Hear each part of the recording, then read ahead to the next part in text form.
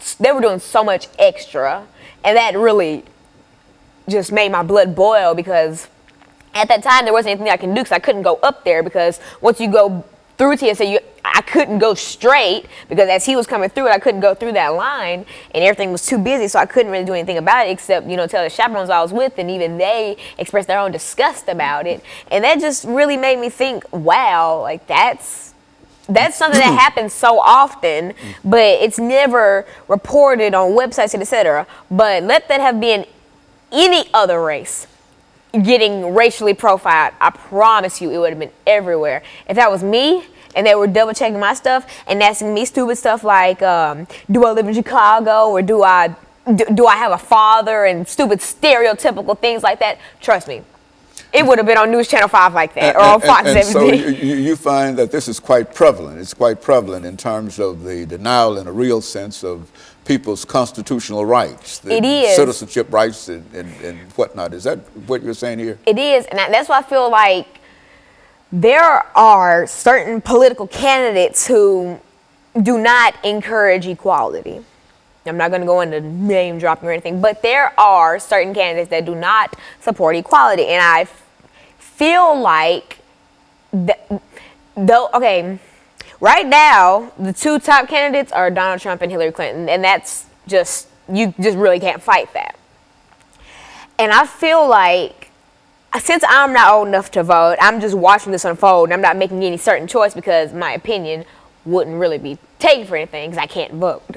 But I'm watching this unfold, and I'm listening to both of their speeches and all the things that they promised to do with America. And I'm just sitting here thinking like, wow, one of these candidates really wants an America that's built around him and people who are like him, that 1%.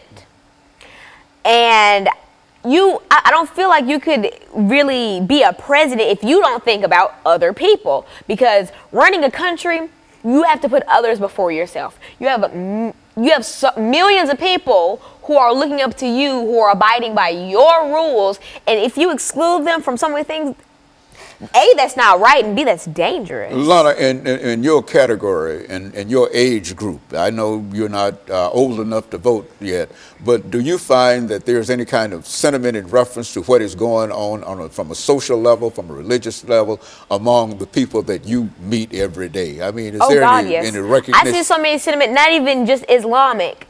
I see so much sentiment towards me going to school from my peers, because I was blessed with a brain and I've put my brain to use. So I'm in a lot of extracurricular activities that are academic based. So I've been called things like, I've been told things like, I don't want to be black because all I do is hang around white kids, and I'm so white and things like that. But the last time I checked, I don't look that white. So you think that in a real sense that there's quite a bit of really racism in a real sense among people of your age, and what are you doing to try to change that in order to make the world that we live in a better world? What are you doing, and what do you find that some of your peers can do? You know, first of all, what I personally do is I don't feed into it.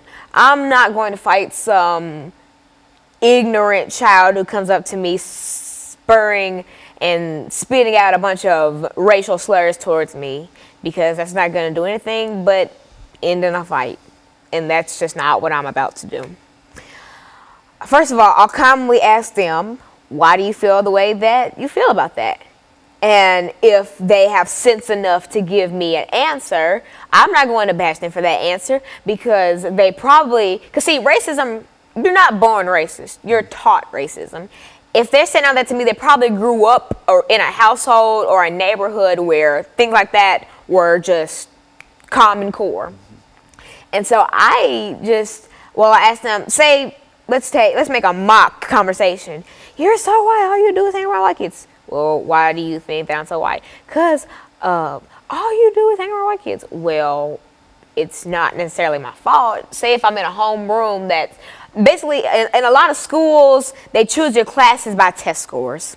And so there will be, say, 6 teachers that have 2 advanced, 2 proficient, two basic, or a basic and a below basic. And so it is not my fault that in, say, a certain school, there are a lot of advanced students who just so happen not to be African American. That's not my doing, and I didn't ask for that to happen. And if I hang around all white kids, I just hang around my homeroom because those are the people that I know.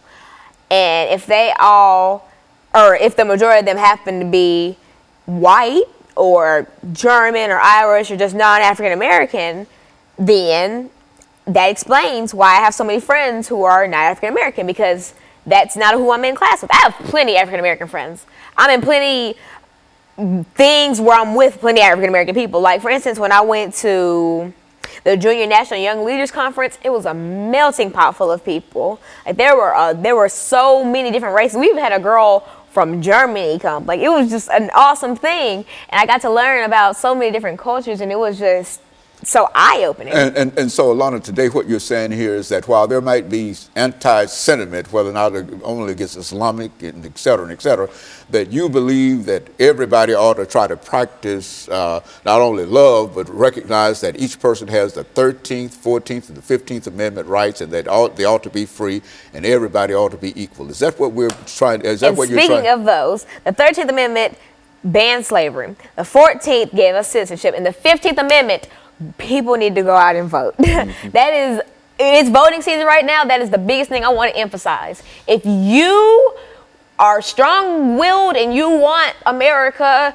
to see the light of day, go out and vote. Because, please, I hate when people say, I'm not going to vote, but it'll be the main one sitting around mad when the candidate they didn't want to win ends up winning. You could have prevented that just by voting. So I encourage everybody to go out and vote. I would if I could. And so I'm just really trying to get my peers to go out and vote, because I have a lot of friends who can vote and things like that. So I'm encouraging everybody to get out there. And so, Lorna, let me thank you during the last half minute that we have here dealing with this very, very important subject. I think that from what we've talked about, our audience has a pretty good idea in terms of how many people see some of the problems and some of the issues that we raise. And of course, let me